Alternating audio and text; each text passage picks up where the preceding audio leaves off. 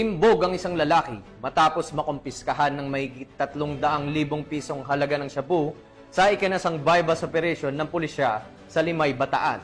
Ang report mula kay Patrolwoman Jilly Peña. Muling nagtala ng tagumpay ang kapulisan sa patuloy na kampanya laban sa ilegal na droga matapos masamsam ang higit 300,000 pesos na halaga ng hinihinalang shabu sa isinagawang bypass operation sa Barangay St. Francis II, Limay, Bataan nito lamang ika-15 ng Hulyo taong kasalukuyan.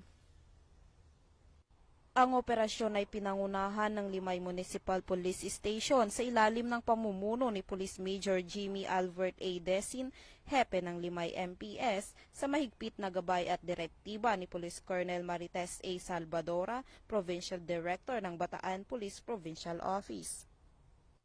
Naaresto sa mismong operasyon ang isang suspect na kinilalang si alias Maki na nahulihan ng nasabing kontrabando na umabot sa timbang na 57 grams at may standard drug price na 387,600 pesos.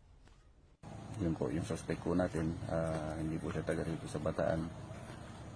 Galing pa po siya ng Taguig. Resident po siya ng Taguig, doon may mga kamag-anak siya dito sa Limay na dito siya nagbabagsak. Area ng Balanga, and then dito rin sa Limay yung item niya galing ng Taguig. Siya ay agad na dinala sa istasyon ng pulisya para sa kaukulang dokumentasyon at disposisyon. Nahaharap ngayon ang suspect sa kasong paglabag sa Sections 5 at 11 Article 2 ng Republic Act 9165 o ang Comprehensive Dangerous Drugs Act of 2002. Ayon sa Bataan PNP, ang matagumpay na operasyon ay bahagi ng mas pinaigting na kampanya ng Philippine National Police laban sa paglaganap ng ilegal na droga sa lalawigan upang mapanatili ang kaayusan, kapayapaan at kaligtasan ng mga pamayanan sa Limay at Karatig Bayan.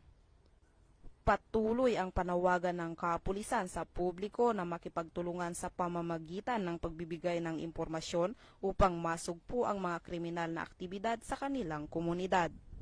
Mula dito sa gitnang Luzon, ako ang inyong PNN correspondent, Patrolwoman Jilly Peña, alagad ng batas, tagataguyod ng Balitang Pulis.